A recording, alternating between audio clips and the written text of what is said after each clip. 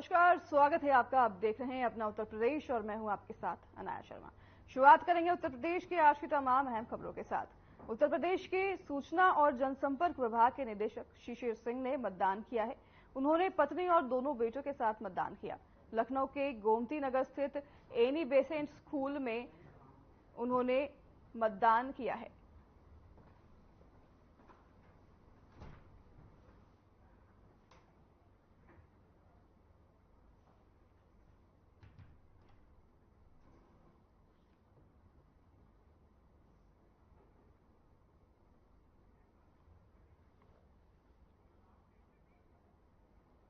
आज पांचवें चरण का मतदान लगातार सुबह 7 बजे से जारी है। उत्तर प्रदेश में आज कई हॉट सीटों पर मतदान हो रहा है।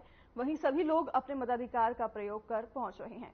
सीएम योगी के मीडिया सलाहकार डॉक्टर रहीस सिंह ने अपनी पत्नी वीना सिंह और बेटे अयेंद्र सिंह के साथ सेंट जोसेफ इंटर कॉलेज पर अपना मतदान दिया है।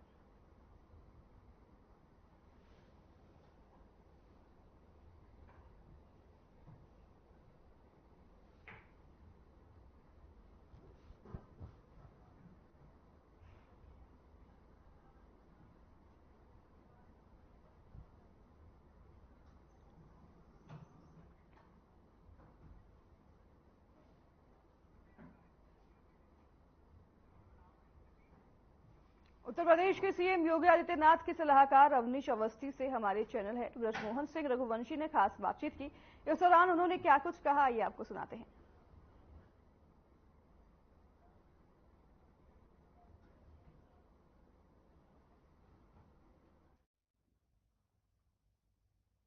अधिकारी और सलाहकार मुख्यमंत्री वो आए हैं, वो कृपया यहाँ पहुंचे।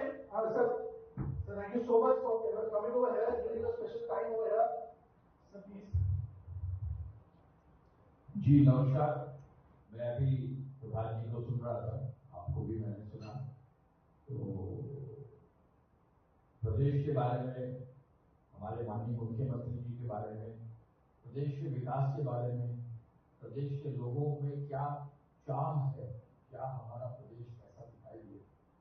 और हम चूंकि पूरे देश के एक महत्वपूर्ण भाग हैं, तो हमारे प्रदेश से निश्चय ही पूरे देश में राजनीति सबसे ज्यादा एमपीज भी, तो निश्चय ही we are the most critical state. हमारे यहाँ सबसे ज्यादा चुनाव के चरण भी है, मैक्सिमम चरण भी है। और हम भी, मैं भी एक वोटर हूँ और कल मुझे वोट देने जाना है। तो मैं तो केवल इतना ही बिंदु पर प्रारंभ करूंगा। और चूंकि मैं जिलों में जिलाधिकारी रहा हूँ, तो क्या इतनी जल्दी इतना खूबसूरत, इतना इम्पैक्टफुल कोई प्रोजेक्ट हो पा रहा है। आज अयोध्या के बारे में रोज चर्चा हो रही है, राम मंदिर के बारे में रोज चर्चा हो रही है।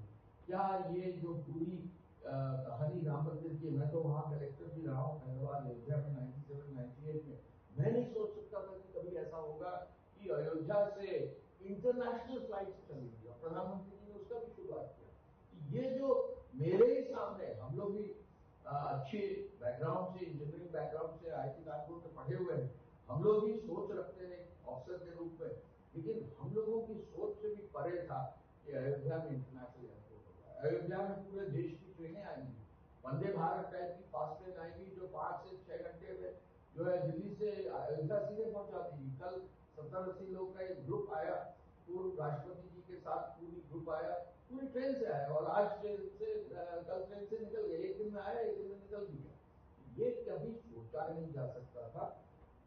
2017 में जब मुख्यमंत्री जी आए तो वो खुद संत है, खुद जो है एक पीठ के अध्यक्ष है, पूरे राष्ट्रीय स्तर पर भी उस पीठ के जो है अध्यक्ष है। लेकिन उन्होंने एक चीज हम लोगों को कहा, अफसरों के बीच में बैठ के कहा कि आप लोग अपने प्रदेश का पोटेंशियल अचीव नहीं कर रहे, 1% भी पोटेंशियल नहीं अचीव कर रहे हैं। जितना अयोध्या, काशी, मथुरा, वृंदावन, आप विंध्याचल, आप बुद्धिस्ट पूरा सर्किट ले लें, तो ये सोच के बाद एक एक करके प्रोजेक्ट आगे बढ़े। अयोध्या में पहली बार जब दीपोत्सव हुआ, मुख्यमंत्री जी ने दिए जलाने का निर्देश दिया और दीपोत्सव का आयोजन हुआ, दीपोत्सव सुधार का वहां के प्रशासन से, मुझे याद है कि पूरा विश्व झुका और 650 चैनल ऐसे थे पूरे विश्व के, जिन्होंने पहली बार कवर किया। और जब प्रधानमंत्री जी 2023 में अयोध्या में दीपोत्सव में गए, लाखों लाखों दिए जलाए गए, वर्ल्ड रिकॉर्ड स्थापित हुआ। मुझे नहीं लगता है कि कोई भी ऐसा व्यक्ति पूरे देश में या विश्व में होगा जिसने दीपोत्सव देखा रहा होगा और प्रधानमंत्री जी के सामने जो दृश्य था, इस दृश्य को अपने टीवी चैनल पर देखकर प्रभावित न हुआ। सर, आपने जो बात कही खासतौर से उसको हमारे दर्शक भी और हमारे जो लोग हमारे यहाँ बीच बैठे वो भी उसको अग्री करते हैं। मैं चाहूंगा कि कृपया एक माइक से हमारे एक दो गेस्ट ऐसे बैठे जिनसे हम एक दो प्रश्न लेंगे। खासतौर से मैं चाहूंगा कि हमारे ब्यूरो हेड इसमें लगभग 6-7 साल पहले मैं उनको लेकर गया था, तो मुझे वहां पे लगभग 8-9 घंटे मुझे लगे। मैं कानपुर के रास्ते से और इंडिया के रास्ते से मैं निकला। अभी मैं कुछ दिन पहले मैं पहुंचा, जब मैं जा रहा था तो मुझे किसी ने बताया कि आप बुंदेलखंड एक्सप्रेसवे से जाइए। बिल्कुल। मेरी माता जी लगभग 74 वर्षों की है और वो मतलब मुझे इस बात का डर था कि बहुत झटके ना लगे, तो उन्होंने बोला नहीं आप ये नया बना है, आप इससे जाइए। Sir, it was I think less than 5 hours मैं झांसी पहुंच गया और झांसी से मात्र 30 किलोमीटर दूरी पे वो गतिया जो बीट था वहां में गया और मैंने वापसी में भी मैंने वो रास्ता अपनाया। Sir, this has been done but and I think मतलब मुझे ये लगा कि अभी आपने एक्सप्रेसवे की बात की, तो क्योंकि मैं एक्सप्रेसवे से जुड़ा रहा हूँ मुख्यमंत्री जी के साथ 2017 से, जितने भी एक्सप्रेसवे हैं उन पर बहुत सारा कार्य हम लोगों ने किया है। मैं 2-3 चीजें बताना चाहूँगा। 2017 में जब माननीय मुख्यमंत्री जी आए तो पहली चीज तो उन्होंने ये कहा कि हमारे जो भी एक्सप्रेसवे निर्माणाधीन थे, हमारा आगरा लखनऊ एक्सप्रेसवे पूरा नहीं था, उसको पूरा करो, उसकी व्यवस्था पूरी अच्छे से बना के रखो। और फिर उन्होंने कहा कि पूर्वांचल एक्सप्रेसवे हमें बनाना है, क्योंकि पूर्वांचल के लिए विशेष रूप से कार्य हमें करना है। और मुझे बताने में खुशी है कि आदरणीय प्रधानमंत्री जी ने आजमगढ़ में, जहाँ मैं कलेक्टर रहा हूँ, वहीं पर उसका शिलान्यास किया और कोविड काल होते हुए भी उसका उद्घाटन प्रधानमंत्री जी ने स्वयं ही जो है किया। और वो उद्घाटन पूरे थोड़ा भी आपका जो है कमिटमेंट है तो वो जरूर डाले। मैं देख रहा हूँ आजकल की हर आदमी सोशल मीडिया पे है, अच्छा भी स्टूडेंट भी सोशल मीडिया पे है, हर यूथ सोशल मीडिया पे है। तो अगर आप सोशल मीडिया में 5 साल हैं तो 5 मिनट जाकर अपना वोट अपने ही बूथ पर न डाल सके, ये उचित नहीं है। और मेरा सौभाग्य है कि मेरी बेटी, मेरे बेटा, मेरी बहू और माननीय ऑफकोर्स सभी लोग, हम लोग कल जाकर सुबह 10 बजे अपने केंद्रीय विद्यालय गोमती नगर में वोट डालेंगे। और माननीय जी की इलेक्शन कमीशन की ब्रांड एम्बेसडर भी रही है, तो मैं जिलों में चुनाव में हम लोग वोटर प्रतिशत बढ़ाते रहे हैं, तो मुझे बहुत खुशी है कि हमें पुनः एक अवसर मिल रहा है कि हम वोट डाल सकें। ये जरूर है, अभी एक किसी और चैनल पर मुझसे पूछा था वन नेशन वन इलेक्शन के बारे में, मैं शुरुआत में कहना चाहूँगा सवालों का भ्रमण करके ये पूरा जो मॉडल सेट किया है इसका निश्चित ही फर्क पड़ा है। और यही कारण है कि यूपी का जो डेवलपमेंट दर है वो इंडिया से भी आगे है। इंडिया का डेवलपमेंट दर तो आपको मालूम है कि अभी कल परसों का तो आया है कि वर्ल्ड की fastest growing big economy. UP भी इंडिया में is the fastest growing economy, जहां वर्ल्ड में इंडिया। यहाँ रुकेंगे एक छोटे से ब्रेक के लिए। ब्रेक के बाद आपको फिर सुनवाएंगे ब्रजमोहन सिंह रघुवंशी ने और क्या कुछ कहा।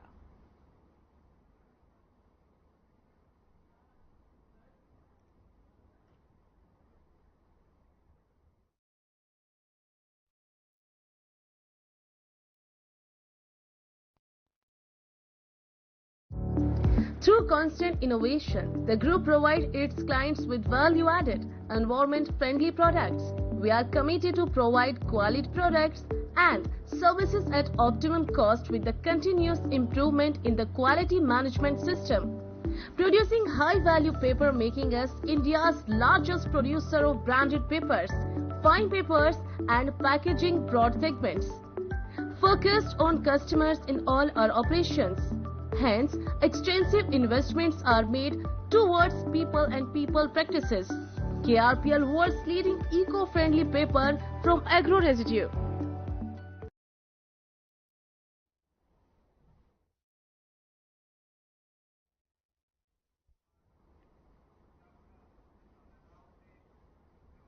ब्रेक के बाद एक बार फिर स्वागत है आपको सुनाते हैं ब्रजमोहन सिंह रघुवंशी ने क्या कुछ कहा। यूपी को $1 ट्रिलियन इकोनॉमी ले जाना है। हम दूसरे स्थान पर है, इसको पहले स्थान पर ले जाए। हमारी पॉपुलेशन इतनी है कि हम 5th largest 6th largest country of the world है। हमारा यूथ इतना ट्रेंड है, उसको हमको आगे ले जाने की जरूरत है। ये एक पूरा जो लक्ष्य है, इसमें जब हम देखते हैं प्रधानमंत्री जी को, मुख्यमंत्री जी को, तो निश्चय ही हमको लगता है देश प्रदेश मजबूत हाथों में है और देश और प्रदेश और मजबूत होता जाएगा। अपने प्रदेश के हर नागरिक को कहीं न कहीं किसी न किसी रूप में हर तरह से उसको लाभ दे सकते। मैं एक बात अपने दर्शकों से और बताना चाहता हूँ, खासतौर से जो विभिन्न चैनलों पे वो मुझे सुन रहे हैं और देख रहे हैं सर के साथ में, क्योंकि सर इससे पहले के जो मुख्यमंत्री थे सर, वो उनके बारे में जब मीडिया में चर्चाएं होती थी तो बहुत अच्छी वे में नहीं आती थी। मुख्यमंत्री जी को 2017 के बाद वो पदभार ग्रहण करते हैं तो उनको प्रमुख सचिव सूचना के तौर पर अवनीश अवस्थी जी मिलते हैं। और सर इससे पहले मुझे नहीं याद है कि इतनी पुरानी तो मेरी पत्रकारिता नहीं कि आप डायरेक्टर इन्फॉर्मेशन या कभी आप सूचना से जुड़े भी होंगे, लेकिन सबसे डिफिकल्ट डिपार्टमेंट जिससे लोग डरते हैं वो विभाग आपने संभाला। और उसके बाद से जो योगी आदित्यनाथ जी की जो छवि बनी और खास तौर से जो डेवलपमेंट यूपी में हुए सर, गुजरात मॉडल जो था सर, वो भी हमें जब सरकार भाजपा की नहीं थी तो उतना प्रदर्शित नहीं होता था, खासतौर से सरकार बनने के बाद दिखा।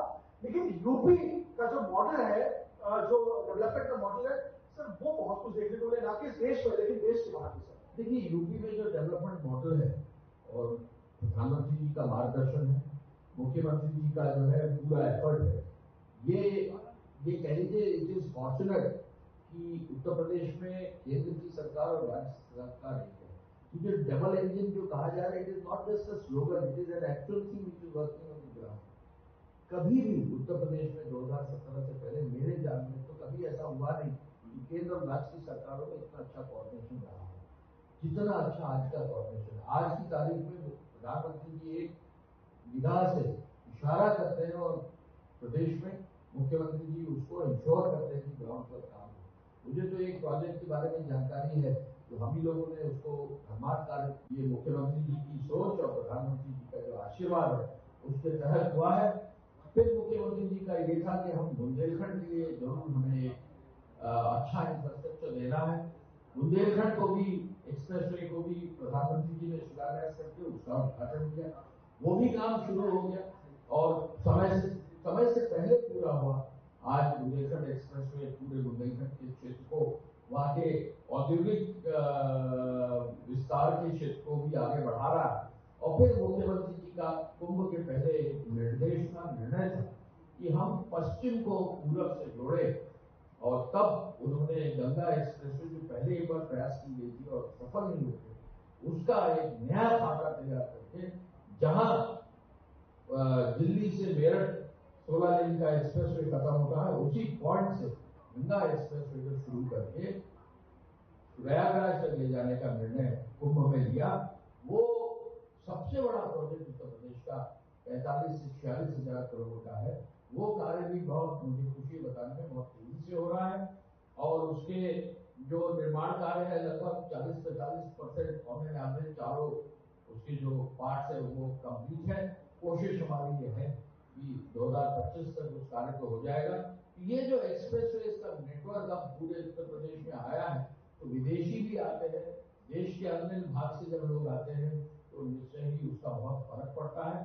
आज अगर अयोध्या आपको जाना है तो आप पूर्वांचल एक्सप्रेसवे से होकर अयोध्या अगर जाइए तो 1.25 घंटे में जो है आप अयोध्या पहुंच जाएंगे। आज जो है आजमगढ़ आपको जाना है तो 2-2.25 घंटे में आप आजमगढ़ पहुंच जाएंगे।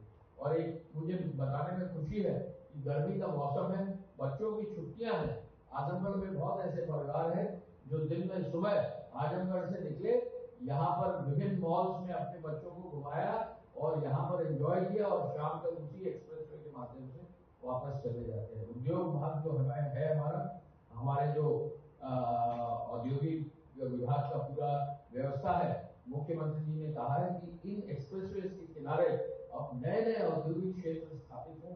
मुझे बताकर खुशी है कि इन एक्सप्रेसवे के किनारे लगभग 30 औद्योगिक क्षेत्र और बन रहे हैं। जो प्रधानमंत्री जी ने अभी हाल फिलहाल पिछले साल इन्वेस्टर समिट उनके सामने हुआ, उन्होंने उस इन्वेस्टर समिट का शुभारंभ किया। 40 लाख करोड़ से ज्यादा के प्रस्ताव आए और फिर इस साल मंदिर के उद्घाटन के मंदिर की प्राण प्रतिष्ठा के बाद फरवरी में ग्राउंड ब्रेकिंग जो 10 लाख करोड़ से ज्यादा की हुई, मुख्यमंत्री जी का ये जोर है कि अब इन सभी प्रस्तावों को आगे बढ़ाने के लिए इन एक्सप्रेसवेज के किनारे भूमि को जो है प्रॉपरली उसको लेकर विकसित किया जाए। तो ये पूरा एक जो खाका और एक जो पूरी रूपरेखा और एक जो पूरे विकास की गाथा है, तो कहीं ना कहीं ये एक्सप्रेसवे उसकी रीढ़ की हड्डी है और इसको प्रदेश को आगे ले जाने में लाभ। सर एक बात खास तौर से मैं अपने दर्शकों को यहाँ बताना चाहता हूँ, क्योंकि जब विकास का स्तर इतना हो चुका है कि मुझे लगता है कि शायद अकेले हमारे वरिष्ठ अधिकारी वरिष्ठ अवस्थी जी भी उसको शायद समय कम पड़ जाए हमारे लिए। लेकिन एक बात, क्योंकि विकास का स्तर मार्च 2017 के बाद से उत्तर प्रदेश में बहुत तेजी से बढ़ा है। सर जो ये जो चीफ मिनिस्टर है, हम जब दिल्ली में बैठते हैं बातचीत करते हैं, तमाम वहां भवन है, चाहे वो हरियाणा भवन है या हम हिमाचल भवन की बात करें, हम मध्य प्रदेश भवन की बात करें, बहुत सारे चीफ मिनिस्टर आते हैं तो हम उन्हें बहुत आराम से खाते हैं पीते हैं। लेकिन जब यूपी के चीफ मिनिस्टर आते हैं हमें वो कभी बैठे ही नहीं देते। And he is such a difficult chief minister. Sir तो ये हमारे दर्शक जरूर जानना चाहेंगे, ऐसे मुश्किल चीफ मिनिस्टर के साथ आप 2017 से लेकर अब तक कैसे काम कर पा रहे हैं सर? देखिए ये चीज मैं तो एक पूरा चेंजिंग सिनेरियो देखना हूँ। मैं 1987 में आया, फिर हम लोग फील्ड में रहे, जिलों में लगभग 8 से 9 साल रहे, 7 जनपदों में जिलाधिकारी के रूप में रहे। इस प्रदेश के हर चीफ मिनिस्टर के साथ काम करने का मौका मिला। बदायूं में मैं था तो उस समय जो है 2 चीफ मिनिस्टर्स का जो है मैं रिटर्निंग ऑफिसर भी रहा। तो पहले क्या था कि जो पॉलिटिकल पर्सनालिटीज थे, सीएम्स थे, इवन प्रधानमंत्री के लेवल पर अगर हम देखें तो एक अलग सोच थी, एक पॉलिटिकल लोग पॉलिटिकल दिखते। आज की तारीख में अगर आप अपने प्रधानमंत्री जी को देखें, हम लोग ने उन्हें क्लोजली वॉच किया जब वो गुजरात में चीफ मिनिस्टर थे। हम लोगों ने उनको बहुत ही क्लोजली वॉच किया है जब वो प्राइम मिनिस्टर 2014 में बने। वाराणसी उनका संसदीय क्षेत्र है, तो उनके संसदीय क्षेत्र और पूरे प्रदेश के अन्य कार्यक्रमों में उनको क्लोजली वॉच करने का मिला है।